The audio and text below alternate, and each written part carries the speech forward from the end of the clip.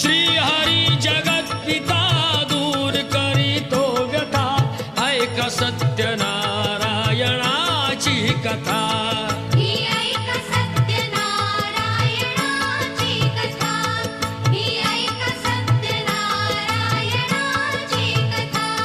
मुकुराजा होता महाथोर तयाची पत्नी होती सुंदर नदी किनारी एकदा त्यांनी घातली महापूजा दोघांनी आले एक नौका त्याच मार्गानी नाव भरलेली पूर्ण द्रव्यानी होती व्यापारी साधू बाण्याची रीत पाहण्यास आला पूजनाची उल्का मुकुत्या